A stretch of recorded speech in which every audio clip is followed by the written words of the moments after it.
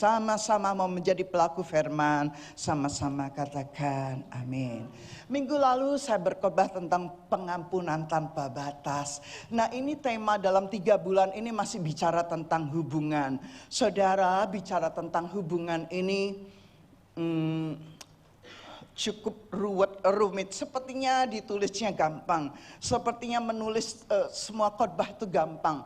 Tapi waktu menghidupinya kita seringkali gagal. Ya, waktu pengampunan tidak terbatas saya sampaikan dan saya dapat encourage dari beberapa orang. Saya cuma bilang gini, saya bisa menyampaikan tapi saya harus menghidupi. Karena walaupun kadang-kadang saya gagal menghidupi pengampunan tanpa batas, tapi saya bersyukur saya punya Roh Kudus yang memampukan saya untuk melakukan setiap kebenaran firman. Amin. Nah, pagi hari ini saya akan menyampaikan rekonsiliasi through Christ atau bahasa Indonesia saja ya.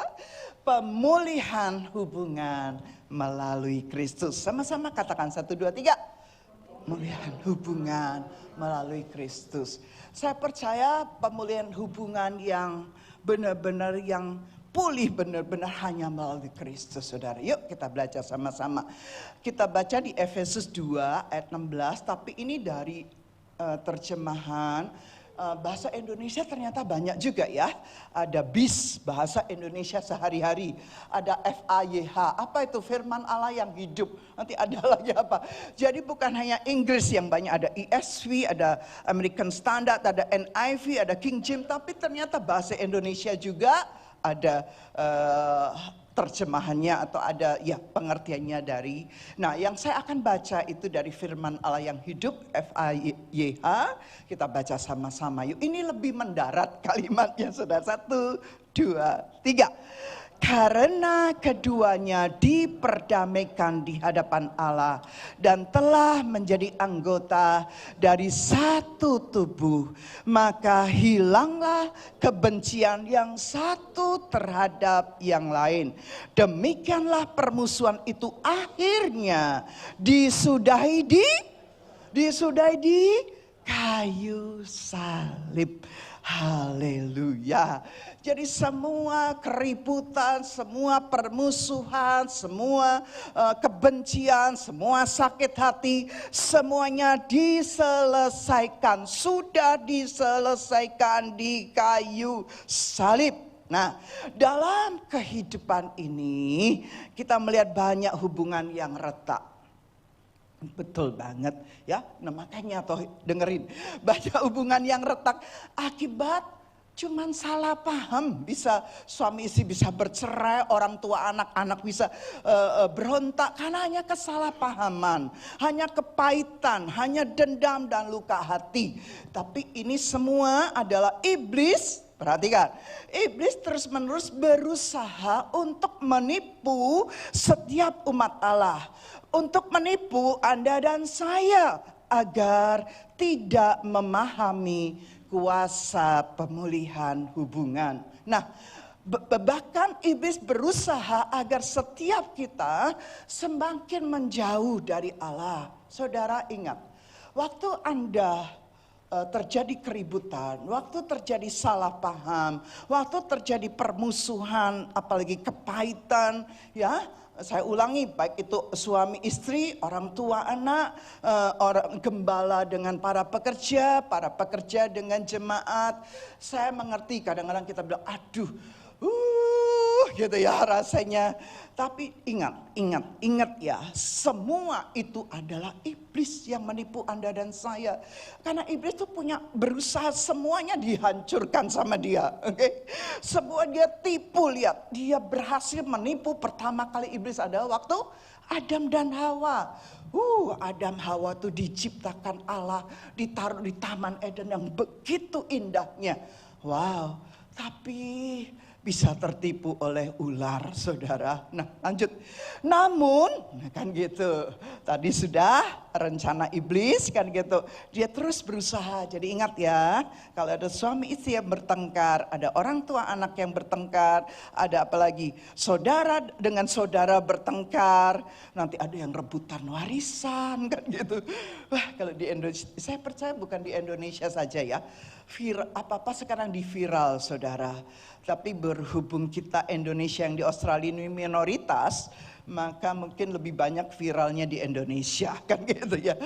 Dan ini terjadi bukan hanya di keluarga jemaat loh saudara. Yang memalukan itu kalau terjadi di gereja. Berapa banyak gereja yang pecah. Bagus sih istilahnya, oh saya mengutus. Ya gitu. Ternyata kenyataannya adalah itu perpecahan. Itu iblis punya tipuan. Hanya hati nurani kita yang bisa membedakan perpecahan atau pengutusan. Dan waktu yang membuktikan saudara. Saya tidak sebut gereja mana, tapi Anda pasti tahu. Karena awalnya gembala senior bilang saya mengutuskan begitu. Oke, namun kabar baiknya adalah bahwa pemulihan hubungan merupakan inisiatif yang datang dari Tuhan sendiri, dari Allah sendiri. Allah Tuhan tidak menghendaki perpecahan. Namun Dia rindu agar setiap orang yang mengalami rekonsiliasi dalam kasih Kristus. Tuhan tidak menghendaki perpecahan. Anda boleh argue dengan saya apapun, waktu yang akan membuktikan. Suami istri boleh ribut dan argue, wah dia menyatakan dia berhak cerai, begitu loh. Saya diam saja. Ngapain kalau dia udah ngotot saya lawan. Biarlah kebenaran firman yang membuktikan semua keputusannya itu sesuai firman atau tidak. Namun Tuhan rindu agar setiap orang mengalami rekonsiliasi dalam kasih Kristus. Nah yuk kita masuk poin pertama. Pemulihan itu merupakan inisiatif Tuhan. Sama-sama katakan 1, 2, 3. Pemulihan merupakan inisiatif Tuhan. Bukan inisiatif saya. Inisiatif siapa? Tuhan. Kemarin malam saya di WhatsApp oleh seorang istri, seorang ibu dari Indonesia. Dia bilang gini, memang sudah lama. Bagaimana suami istri bisa berpisah dalam bertahun-tahun. Suami atau istrinya di sini, nanti suami atau istrinya di Indonesia, mereka berpisah negara. Dan dia bilang, saya bersyukur, dia bilang gini, saya sedang mendengarkan khotbah tante tentang pengampunan tanpa batas.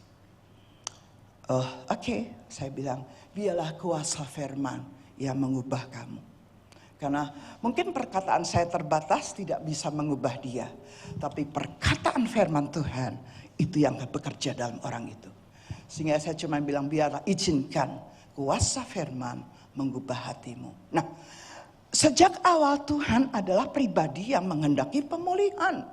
Ketika manusia jatuh dalam dosa, Allah mengambil inisiatif untuk mendamaikan dunia dengan dirinya melalui Yesus Kristus. Nah, zaman dulu, zaman perjanjian lama, orang berdosa itu ditebus melalui pengorbanan darah hewan. Seperti domba atau kambing. Namun korban tersebut hanya bersifat sementara dan tidak sempurna. Itu adalah gambaran dari korban sempurna yang akan datang yaitu melalui Kristus. Jadi waktu zaman perjanjian lama, semua itu dosa itu mereka kalau berbuat dosa dan minta ampun, maka mereka akan memotong hewan. Biasanya itu domba ya.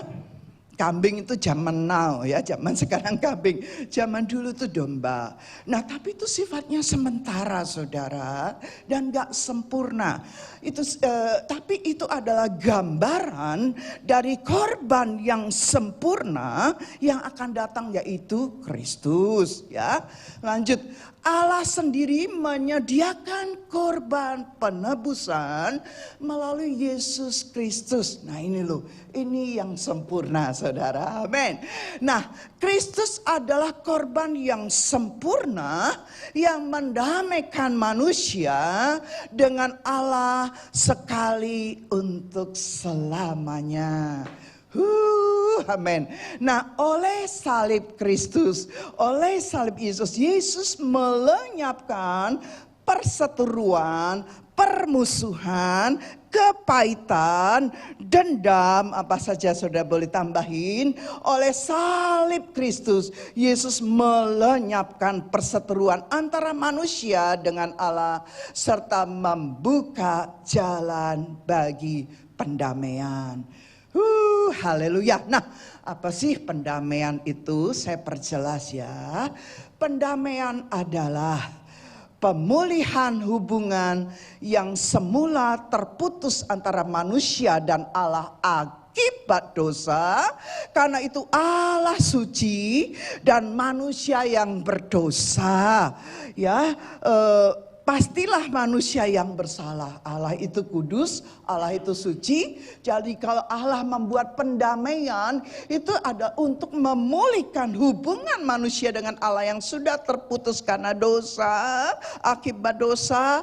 Nah, Allah yang suci, Allah yang kudus, itu menyucikan Anda dan saya manusia yang berdosa. Nah, namun kan gitu ya, melalui kematian Kristus di kayu salib, Allah memulihkan hubungan itu.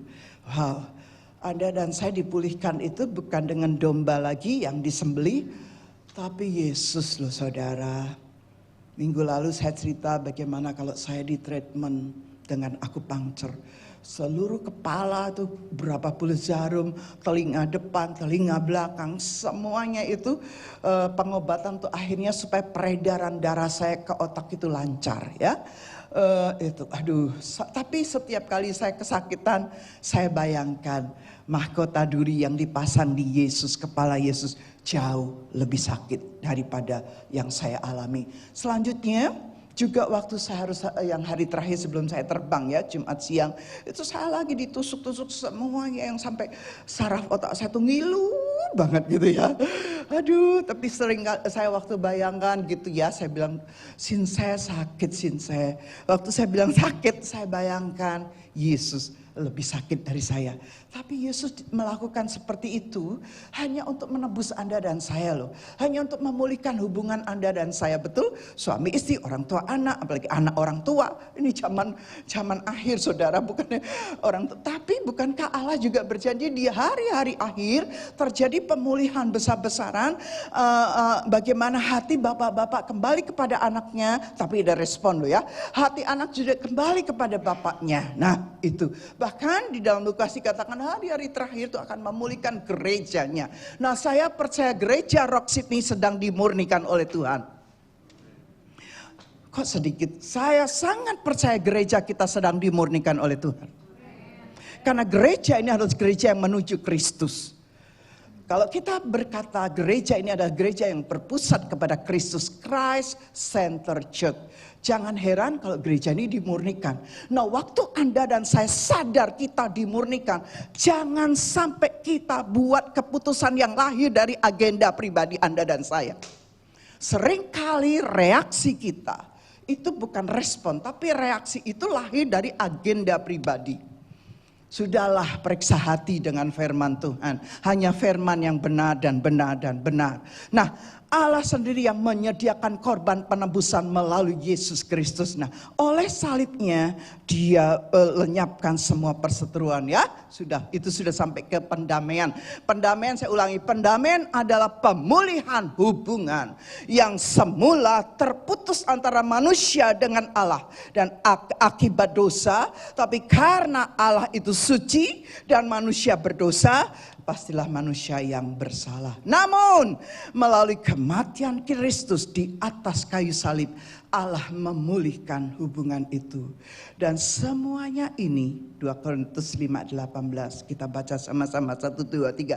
Dan semuanya ini adalah dari Allah yang dengan perantaraan Kristus telah mendamaikan Anda dan saya dengan dirinya, dan yang telah mempercayakan pelayanan pendamaian itu kepada kami. Perhatikan, Setelah Anda dan saya ditebus oleh kuasa salib Kristus, oleh pengorbanan Yesus di kayu salib, dan Anda sama saya diperdamaikan kembali, hubungan yang terputus dengan Allah diperdamaikan kembali, hubungan yang terputus lagi-lagi ya, bicara sehari-hari ini banyak viralnya kan gitu. Bukan viral tuh bukan hanya di dalam orang-orang yang belum mengenal Tuhan loh. Kadang-kadang saya harus diem gitu. Nanti gereja saling bersaing kan gitu. Gerejaku lebih bagus, gereja Ono salah. Sama-sama ada di mall, rebutan jiwa, rebutan gedung. Aduh, itu viral banget dan memalukan nama Tuhan. Well, itulah tipuan iblis. Itulah tipuan iblis. Nah, dalam 2 Korintus 5:18 dikatakan semuanya ini dari Allah yang dengan perantaraan Kristus telah mendamaikan kita dengan dirinya dan yang telah mempercayakan pelayanan pendamaian itu kepada kami. Nah, Yesus rela, enak ya kalimatnya. Yesus rela mengorbankan dirinya agar setiap orang yang percaya kepada Yesus diperdamaikan dengan Allah. Haleluya. Nah, sesungguhnya bukan manusia yang mencari Allah terlebih dahulu, namun Allah yang lebih dahulu mengasihi, mengulurkan tangannya untuk memulihkan hubungan yang telah rusak. Saya ulangi, ini bukan manusia yang punya pemulihan, pendamaian itu bukan inisiatifnya manusia. Itu inisiatifnya Allah. Haleluya. Coba senggol kanan kirinya, katakan dengar ya. Biarlah kita mengerti kebenaran firman. Perkataan saya tidak mengubah keputusan. Yang mengubah keputusan adalah kuasa firman. Tapi kembali kuasa firman, di mana hati Anda juga dilembutkan, hati yang lembut yang bisa menerima kebenaran firman, dan kebenaran itu akan tumbuh 30, 60 sampai 100 kali ganda. Oke? Nah, sesungguhnya bukan manusia yang cari Allah, tapi Allah yang punya inisiatif. Luar biasa ya. Nah, Allah mau setiap orang yang jatuh dan terperosok dalam perangkap dosa mengalami pemulihan hubungan dengan Kristus. Betul? Jadi kalau Anda hari ini tahu Anda jauh dari Tuhan, Anda tahu Anda punya dendam yang belum bisa Anda selesaikan, ada kepahitan, ingat itu semua tipuan iblis. Dan Anda itu tinggal gini, Anda minta ampun sama Tuhan, Anda nangis sama Tuhan. Minggu lalu saya sudah ajarin, kadang-kadang saya juga merasa kayak aduh Tuhan, saya sampai kadang-kadang ya sudah begitu. And then saya selalu nyanyikan lagi me close karena bicara waktu saya memeluk diri saya dan waktu kasih Allah limpah, pengampunan bagi saya itu mudah karena saya lihat pribadi yang sempurna, yang memeluk saya, yang mengampuni saya, yang menerima apa adanya Lydia, bahkan dia yang membenarkan, dia yang mengangkat saya. Amin. Nah, karena semua orang telah berbuat dosa dan telah kehilangan kemuliaan Allah. Ini benar ya. Kita tuh semua tuh sudah berdosa, saudara. Begitu lahir, bayi kita, Anda sebagai orang tuanya, termasuk bayi kita, keturunan kita tuh lahir dalam dosa. Tapi bersyukur banget ada benar-benar Yesus yang rela mengorbankan dirinya untuk mengampuni dosa Anda dan saya. Nah, sejak manusia pertama Adam dan Hawa jatuh ke dalam dosa dengan memakan buah dari pohon pengetahuan yang baik dan yang jahat, manusia telah berpisah dari Allah dan kehilangan kemuliaan Allah. Dan ini pelanggaran yang memiliki konsekuensi kebinasaan. Coba toh, kita diam. Kadang saya seandainya kan gitu ya, berhayal sebentar di Taman Eden, seandainya Adam dan Hawa itu tidak jatuh dalam dosa, kan gitu. Mungkin hidup kita ceritanya berbeda kan gitu ya. Nah, karena dia yang gitu, jadi akhirnya semua umat manusia itu berdosa. Tapi bersyukur lagi-lagi karena itu semua Allah yang punya rencana. Sehingga sudah Adam gagal, tapi Adam yang terakhir, yaitu Yesus Kristus, dia berhasil. Dia berhasil, Yesus berhasil bukan karena kekuatan Yesus pribadi, tapi ada Bapa, Anak, dan Roh Kudus. Tritunggal itu dalam hidup Yesus, dan itu yang memampukan. Sehingga dikatakan Kristus rela mati di kayu salib untuk menebus dosa Anda dan saya. Nah, saya mau tambahin sedikit. Memang betul dosa masa lalu, dosa sekarang, dosa yang akan datang diampuni di kayu salib. Tetapi jangan lupa loh saudara, setiap dosa punya konsekuensi. Orangnya diampuni, tapi perbuatan dosa, apa yang kita lakukan itu ada konsekuensinya. Nah saya bilang kalau kita masa lalu, masa sekarang, masa depan dosa kita diampuni, nanti banyak anak muda malah kumpul kebo. Kalau di sini enggak enak ya, di Indonesia kalimatnya enggak enak, kumpul kebo. Di Australia enak kalimatnya, tinggal bersama, kan gitu ya. Aduh, kan enggak enak kalau bilang kumpul kebo kan enggak enak banget. Tapi waktu diganti dengan tinggal bersama sepertinya indah gitu ya. Loh kan perlu terus lagi apa, having sex before married. Nah itu tuh sudah common gitu loh, sampai saya bilang ini tipuan banget. Nah Anda yang sudah mendengar firman, jadi kalau dikatakan oh dosa masa lalu, dosa masa depan aku juga udah diampuni. Dengar, semua dosa punya konsekuensinya. Nah ini yang kurang ditekankan, semua dosa. Betul Yesus sudah mengampuni di kayu salib 2000 tahun, betul. Tapi tetap ada konsekuensi dosa. Adam dan Hawa harus keluar dari Taman Eden waktu dia jatuh dalam dosa. Yes, terima kasih ada Kristus yang menebus. Waktu kita masuk dalam perjanjian baru, ada kuasa Roh Kudus yang menopang kami, tapi tetap ada konsekuensi. Bahkan, tapi kalau jatuh dalam dosa dengan hidup dalam dosa itu benar-benar berbeda. Kalau jatuh itu kadang-kadang saya secara tidak sengaja atau kadang-kadang emosinya keluar ya. Kadang saya bisa marah gitu loh ya. Tapi sepertinya marahnya sekarang sudah habis, stok marahnya. Saya bersyukur stok marahnya sudah habis, stok pengampunan yang berlimpah, kan gitu ya. Kalau dulu saya tuh suka emosi, sekarang stok emosi, stok marahnya sudah habis dan diganti dengan stok pengampunan yang tanpa batas. Nah, akibat dosa seluruh umat manusia membawa kutuk dosa secara turun-temurun. Dan memiliki kecenderungan untuk melakukan apa yang jahat di mata Allah. Nggak usah diajari berbohong. Anak kecil tuh bisa bohong loh saudara. Nggak usah diajarin. Coba Anda perhatikan balita, anak-anak balita. Kalau yang udah lebih gede dari balita mungkin ya pengaruh kan gitu. Pengaruh kanan kiri, pengaruh film gitu ya. Tapi coba anak-anak yang balita itu kok bisa dia bohong ya. Karena memang ini loh dosa turun-temurun ini. Lagi tapi nanti kita tadi saya sudah ulangi ya bagaimana Yesus menebus dosa kita. Saya lanjut nomor 2, poin 2. Iblis menabur kebencian, benar banget. Namun Yesus menabur kasih. Ya, Anda memilih benih yang dari iblis, iblis menabur kebencian. Namun Yesus menabur kasih. Yuk baca ayatnya. Iblis dikenal sebagai pendusta dan bapak segala dusta. Seringkali kita membela diri dengan kebenaran manusia. Jujur, itu saya juga begitu. Saya membela diri dengan kebenaran manusia saya. Tapi waktu saya kembali kepada firman, kebenaran saya itu seperti kain lara, seperti kain gombal, seperti apa lagi, kain pel. Benar-benar kebenaran manusia itu seperti kain gombal, kain pel, tahu ya? Yang dipakai ngepel gitu ya. Kain yang kotor banget, nah itu kebenaran Anda dan saya. Hanya kebenaran firman yang membebaskan. Nah, iblis menabur kebencian, namun Yesus menabur kasih. Baca yuk sama-sama, 1, 2, 3. Iblis menabur kebencian, namun Yesus menabur kasih. Nah, Yohanes 8 ayat 44. Baca yuk ini firman. 1, 2, 3. Iblislah yang menjadi bapamu. Dan kamu ingin melakukan keinginan-keinginan bapamu. Ia adalah pembunuh manusia sejak semula. Dan tidak hidup dalam kebenaran.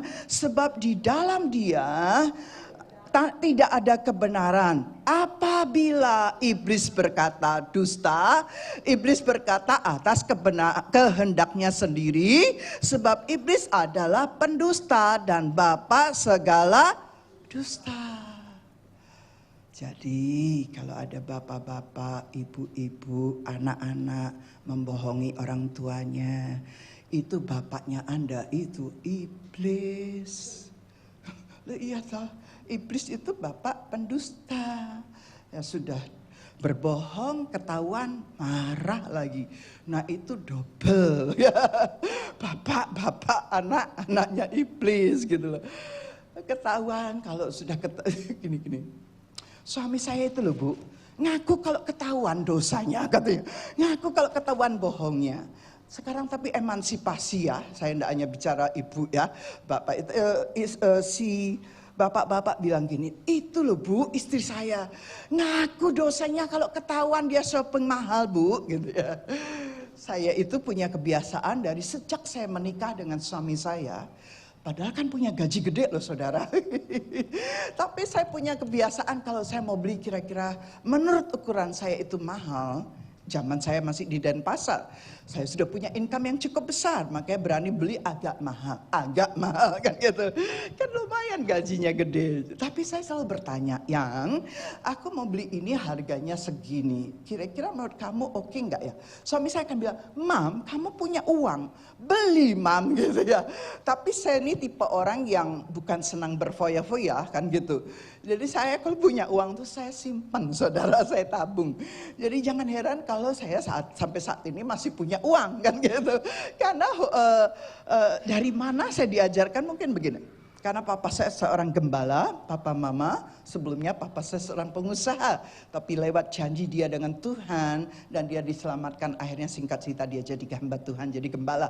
Nah waktu saya lahir, saya besar, papa saya itu udah jadi gembala. Sehingga waktu saya mau kuliah kedokteran, papa saya bilang, Non, anak orang Surabaya manggil anak perempuannya itu selalu Noni. Sampai sekarang pekerja papi saya kalau ketemu saya bilang Noni.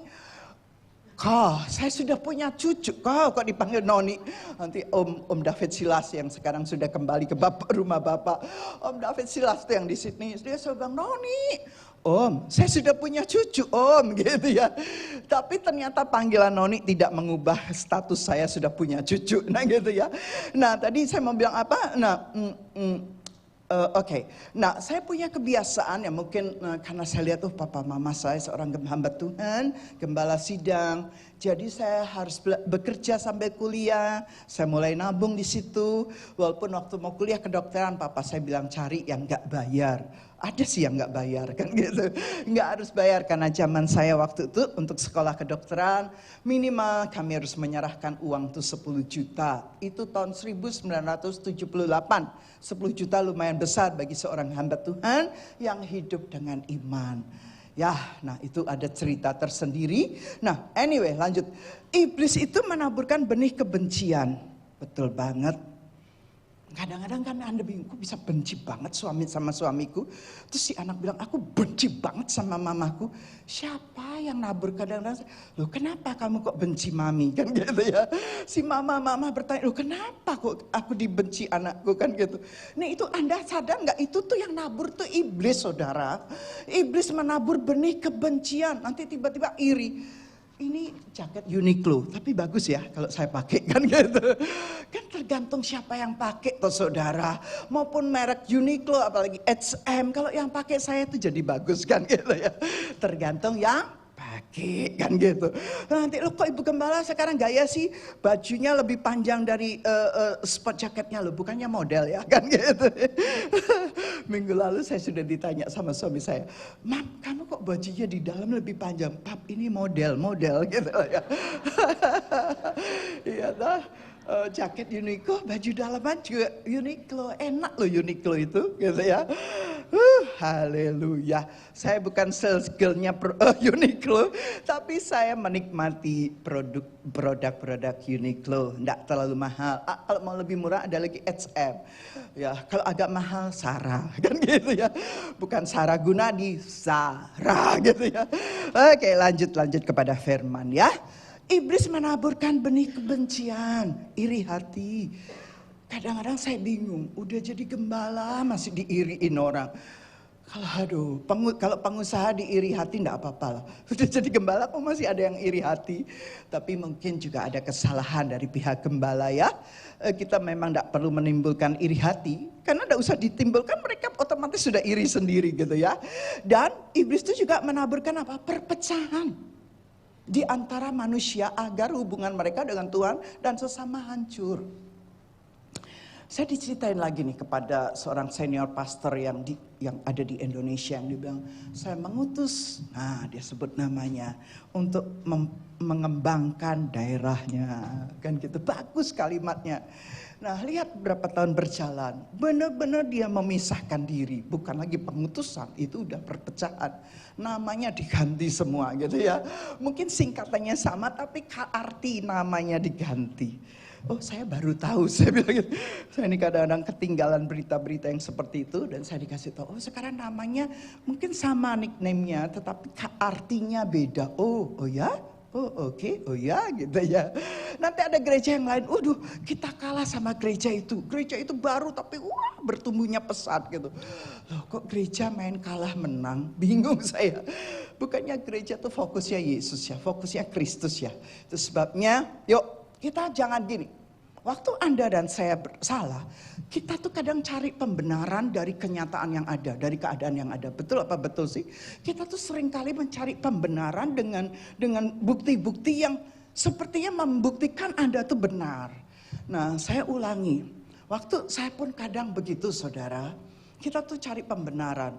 Karena gini, saya itu dari kecil kan gitu ya, atau karena saya nggak mau sebagai anak gembala yang hidup cuman dengan iman, saya bekerja sungguh-sungguh. Saya bekerja sungguh-sungguh dan dalam waktu singkat saya sudah menjadi seorang direktris. Dan itu keinginan hati saya dan tercapai gitu loh. Nah waktu saya berbuat kesalahan, saya akan cari pembenaran dengan kenyataan-kenyataan yang ada gitu loh. Harusnya waktu saya mencari pembenaran bukan dari manusia, bukan dari lingkungan saya harus mencari pembenaran dari firman Tuhan. Waktu saya mencari pembenaran dari firman Tuhan, hasilnya adalah saya harus bertobat. Yang ngerti sama-sama katakan amin. Karena kalau Anda mencari pembenaran dari manusia, Anda bisa segala macam cara untuk membenarkan. Padahal itu pembenaran dari manusia daging kita. Oke, carilah pembenaran dari firman ya. Tadi saya enggak usah diramesin ya. Saya kalau bicara soal gereja itu sudahlah sekarang viral kok. Anda baca deh. Saya itu mau dengerin Weliar Kauntu, yang muncul tuh viral semua. Saya nggak baca, cuman baca kalimat besar viralnya, tapi saya mendengarkan pujian penyembahan Pastor Weliar. Ngapain viral-viral yang nggak berguna itu, walaupun bacanya aja sudah malu kan gitu. Nah, sebaliknya Yesus datang sebagai sang kebenaran yang membawa kasih, pengampunan dan pemulihan hubungan. Ini loh. Iblis menaburkan benih kebencian, iri hati, perpecahan. Bukan hanya di dalam keluarga, sampai di dalam gereja, sampai apalagi di dalam kantor kan gitu ya. Saya itu loh. Saya pikir begini ya, waktu karir saya begitu cepat meningkat. Banyak nggak godaan? Oh banyak. Godaan tuh bukan digoda, bukan. Banyak nggak tawaran dari company lain yang akan hire saya? Oh banyak banget.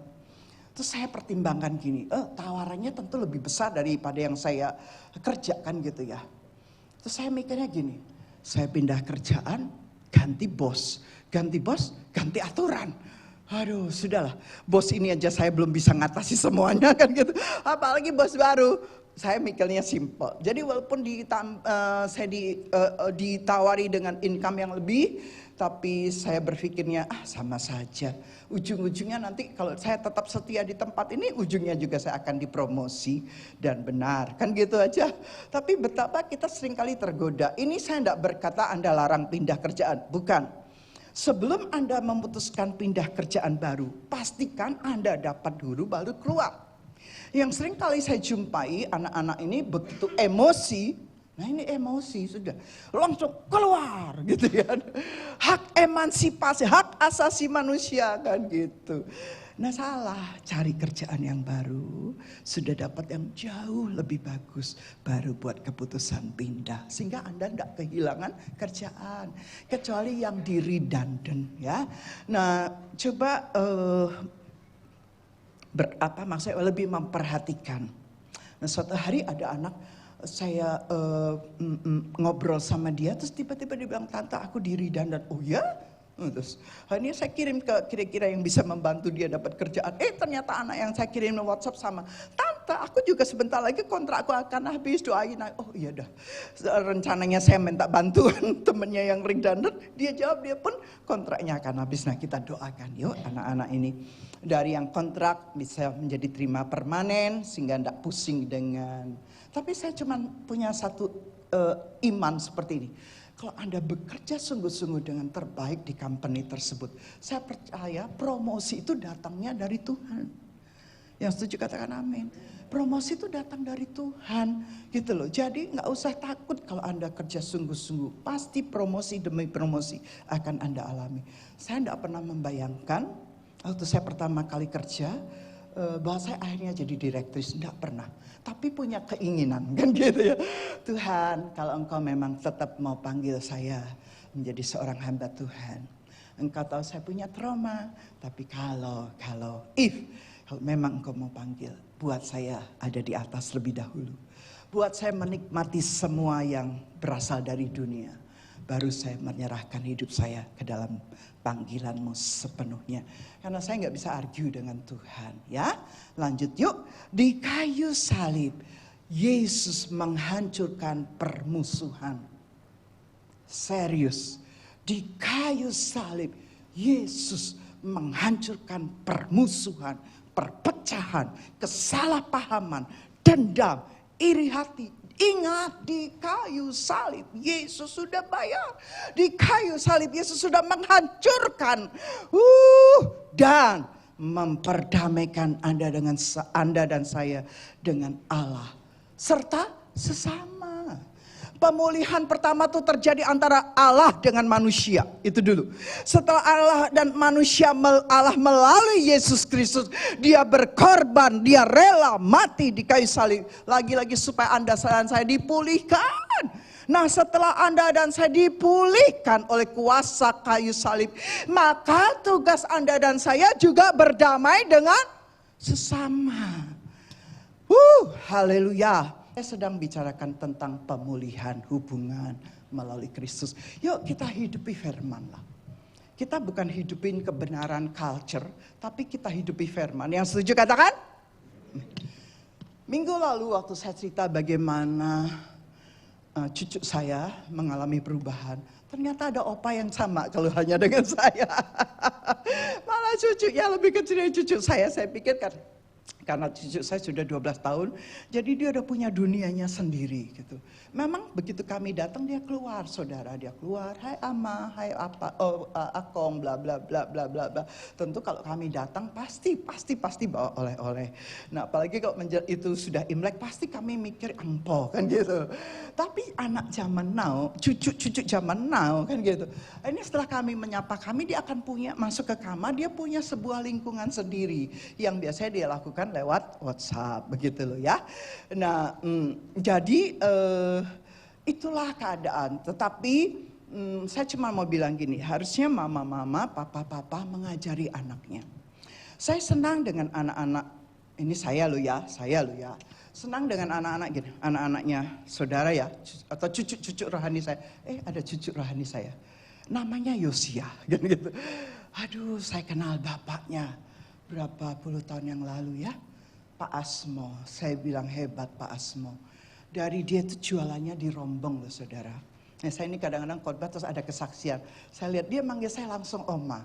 Dia umur 19 tahun, kok namanya sama-sama nama anak saya Yosia. Jadi dia bilang saya ini anaknya Pak Asmo. Ya, papamu sudah telepon saya duluan gitu ya, bahwa dia akan kirim anaknya sekolah di Australia. Dia panggil saya langsung Oma, langsung akrab. Tapi kami kenal banget siapa papahnya. Bagaimana Allah memulihkan keluarga ini. Luar biasa. Yuk lanjut ya. Yang ketiga, di dalam kasih ada pemulihan. Coba sama-sama 1, 2, 3. Di dalam kasih ada pemulihan. Saya rindu dulu beneran. Jangan pakai istilah Western culture. Kan kita di sini nggak boleh mukul anak. Ya memang nggak harus dipukul. Kecuali keterlaluan ya. Nah, kasih Kristus merupakan kunci utama dalam menghasilkan pemulihan sejati. Di dalam kasih ada belas kasihan. Di dalam kasih ada mujizat dan terjadi pemulihan hubungan yang sebelumnya mustahil. Ketika kita hidup dalam kasih Kristus, kita dimampukan untuk mengampuni, menerima dan membangun kembali hubungan yang telah rusak. Lihat, saya ulangi, baca yuk yang di bold itu yuk, 1, 2, 3. Ketika, sama-sama 1, 2, 3. Ketika kita hidup dalam kasih Kristus, kita dimampukan untuk mengampuni, menerima dan membangun kembali hubungan yang telah rusak. Sampai di sini kira-kira ngerti? Karena jamnya berjalan cepat, saya harus lebih cepat daripada jamnya. Yuk sekarang kita baca Kolose 3, 13, 14. Kita baca ya kalau firman 1, 2, 3. Sabarlah kamu seorang terhadap yang lain dan ampunilah seorang akan yang lain. Apabila yang seorang menaruh dendam terhadap yang lain sama seperti Tuhan telah mengampuni kamu. Kamu perbuat jugalah demikian. Dan di atas semuanya itu kenakanlah kasih sebagai pengikat yang mempersatukan dan yang menyempurnakan. Saya sering kasih ayat ini kepada orang-orang yang menikah, kepada orang-orang yang anniversary. Dan di atas semuanya itu, kenakanlah kasih. Saya percaya kasih itu yang memperdamaikan kok. Kasih itu yang memulihkan kok. Kasih itu yang kita boleh berbeda. Nah, saya perlu gini. Unity itu tidak sama dengan uniformity. Jadi kesatuan itu tidak sama dengan keseragaman. Kesatuan itu bicara hati untuk apa? Kita semua waktu kita sekolah ya, bajunya seragam kan semua. Di sini juga sekolah bajunya seragam ya. SD, SMP, SMA seragam bajunya. Tetapi mereka kan beda-beda gitu loh ya, beda-beda kepribadiannya. Nah, demikian juga perbedaan seharusnya tidak membuat perpecahan. Begitu loh. Perbedaan tuh hanya melengkapi. Contoh yang konkret ya. Bicara perbedaan ini tidak usah jauh-jauh. Suami istri, saya dan suami, kami tuh punya kepribadian yang berbeda. Sehingga waktu awal menikah kita seringkali membuat statement yang salah. Ya kan gitu. Tetapi saya bilang gini, justru perbedaan kita waktu kita sama-sama dua pendapat yang berbeda disatukan, itu menjadi keputusan yang sempurna. Keputusan yang bijaksana.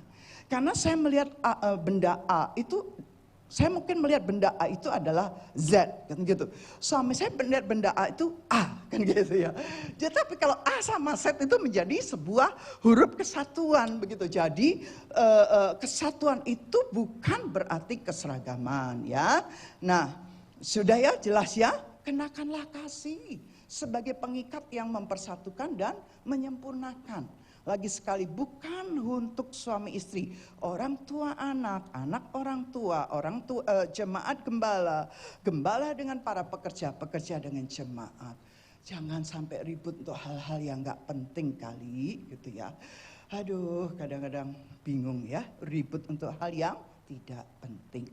Mari kita hidup dalam kasih Kristus, sebab di dalam kasih ada. Boleh dilewatin, boleh dipindahin Will. Nah, 1, 2, yuk kita baca sama-sama. 1, 2, 3. Mari kita hidup dalam kasih Kristus. Sebab di dalam kasih ada pemulihan sejati. Seorang murid Yesus adalah pribadi yang menyadari bahwa kasih Kristus sanggup mengubahkan dan memulihkan kehidupan manusia. Ya, seorang murid Yesus adalah pribadi yang menyadari bahwa kasih Kristus sanggup mengubahkan dan memulihkan kehidupan manusia. Lanjut yuk, kasih Kristus yang kita terima mengubahkan dan memulihkan kita serta memampukan kita hidup dalam rencananya dan kehendaknya setiap hari.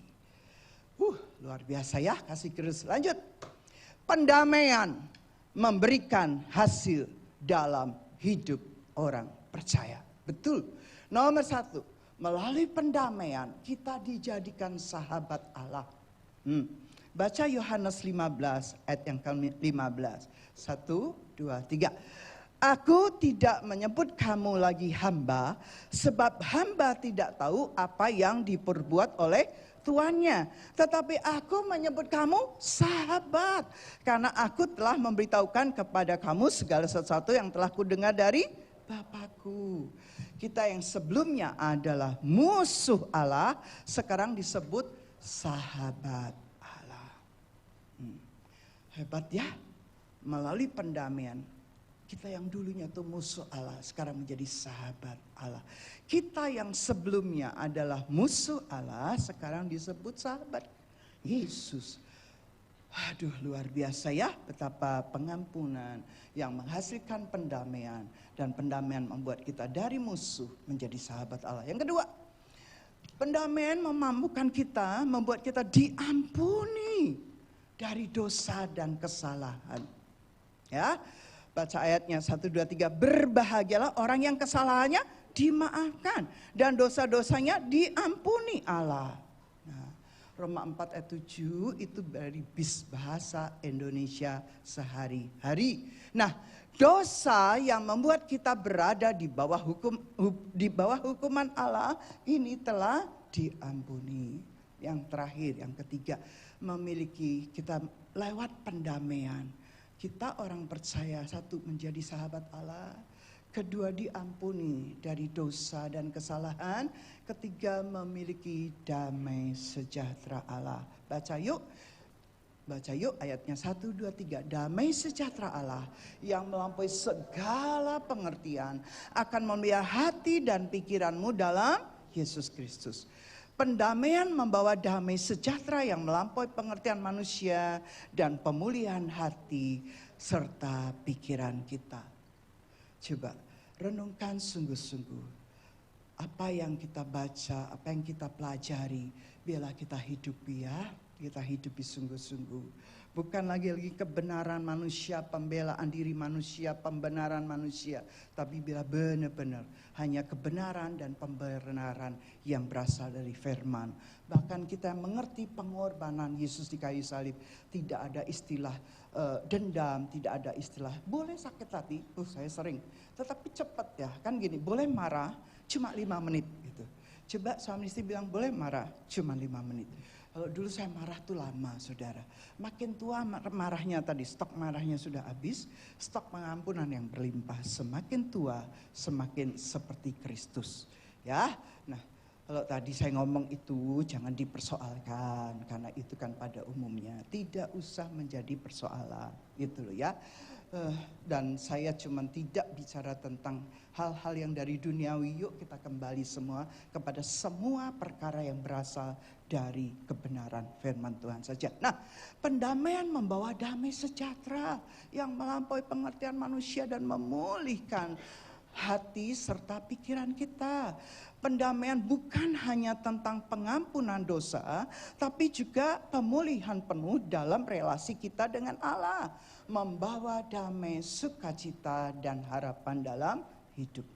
Nah, lanjut. Bagaimana kita hidup dalam pendamaian? Nah, poin-poin ini saya tulis di dalam sheet. Anda yang hari ini terima sheet secara print-printan, Anda bisa membaca. Bagaimana kita hidup dalam pendamaian? Yang pertama, menerima pendamaian melalui Kristus. Itu 2 Korintus 5, 18 sampai 19. Baca yuk, 1, 2, 3. dan semuanya ini dari Allah yang dengan perantaraan Kristus telah mendamaikan kita dengan dirinya dan yang telah mempercayakan pelayanan pendamaian itu kepada kami. Sebab Allah mendamaikan dunia dengan dirinya oleh Kristus dengan tidak memperhitungkan pelanggaran mereka. Ia telah mempercayakan berita pendamaian itu kepada kami. Oke, lanjut ya. Pendamaian adalah anugerah yang Allah berikan melalui kematian Kristus. Ya, jelas ya? Jelas ya? Lanjut.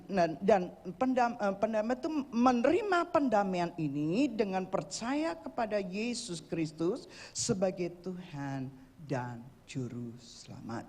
Yang kedua, bagaimana sih kita hidup dalam pendamaian? Melaksanakan pelayanan pendamaian. Ini ya, melaksanakan pelayanan pendamaian. Ya. Nah, ayatnya Matius 5 ayat yang ke-9 berkata 1 2 3. Berbahagialah orang yang membawa damai karena mereka akan disebut anak-anak Allah.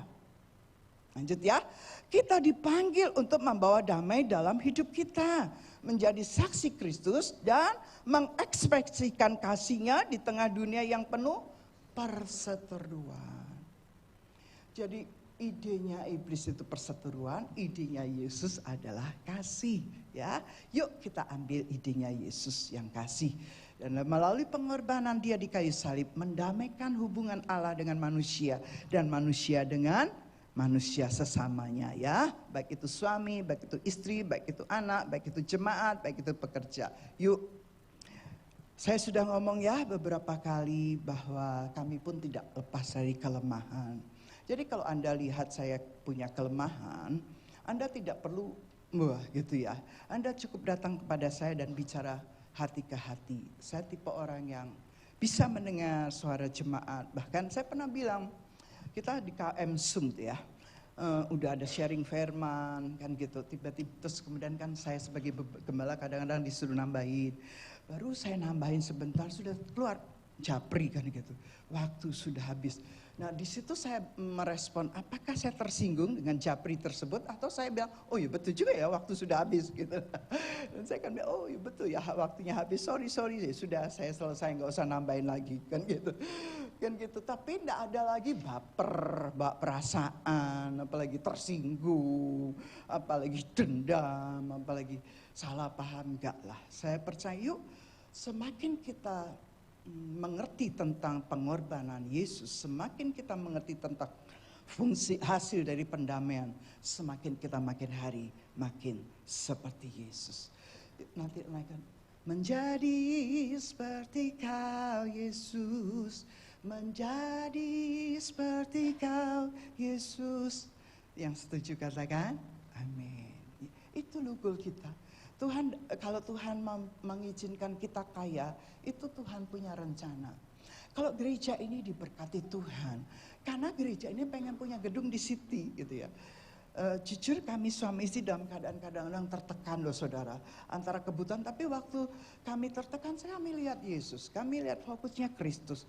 Kenapa kita tertekan dengan keadaan? Kita fokusnya Kristus. Tuhan sedang membersihkan, sedang memurnikan, sedang mengajar saya mengampuni tanpa batas. Sedang hari ini mengajarkan saya bagaimana pemulihan hubungan kan gitu.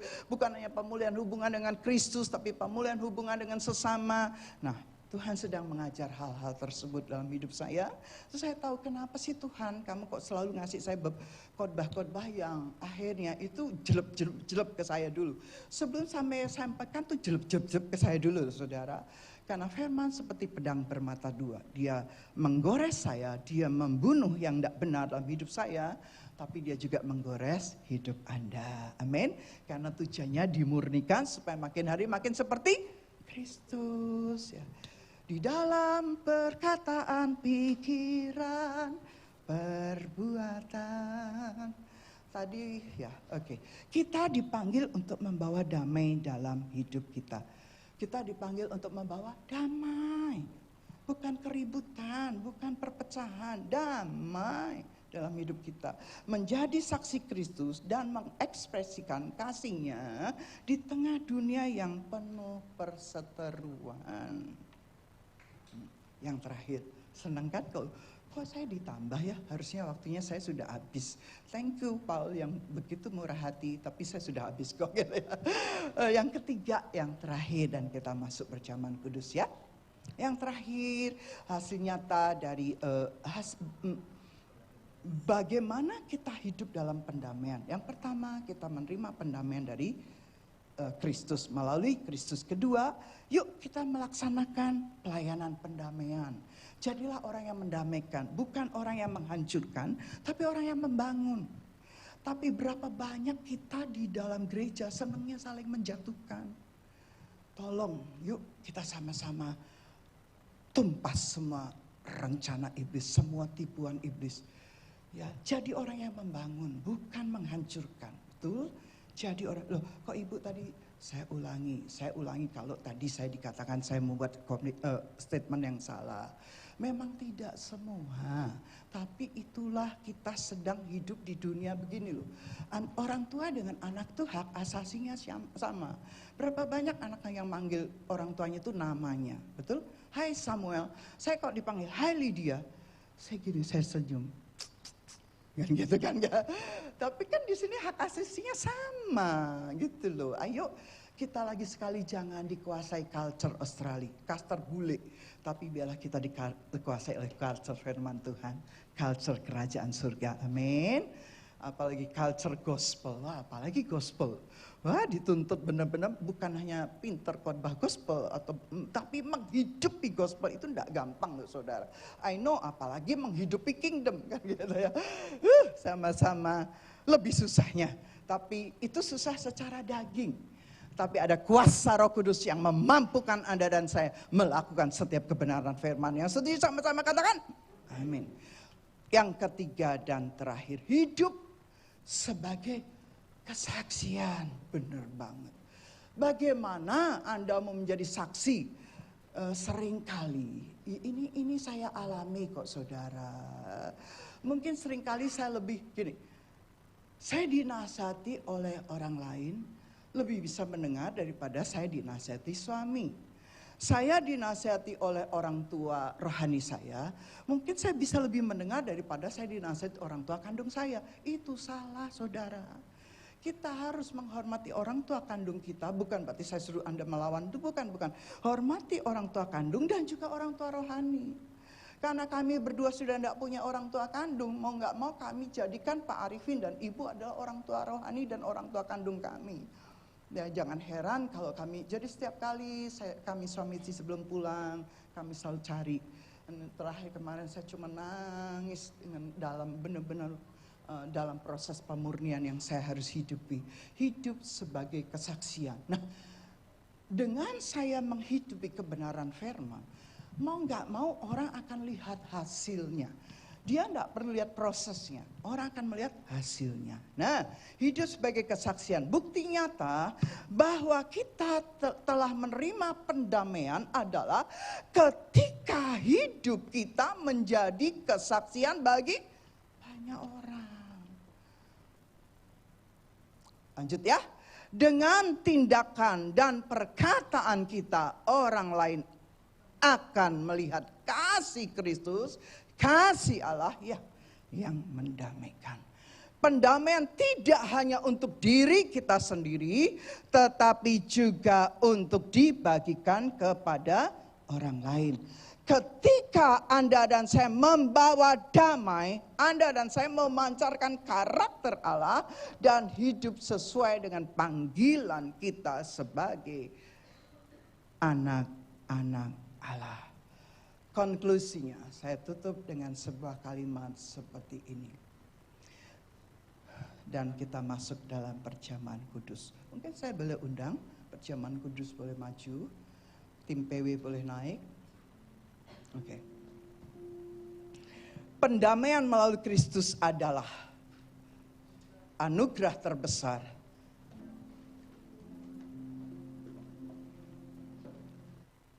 Sebentar sayangku. Pendamaian melalui Kristus adalah anugerah terbesar yang Allah berikan untuk memulihkan hubungan yang rusak akibat dosa. Melalui salibnya, Kristus mendamaikan kita dengan Allah, memberi kita pengampunan dosa, damai sejahtera, dan identitas baru sebagai sahabat Allah. Kita berdoa, kita masuk dalam perjamuan kudus.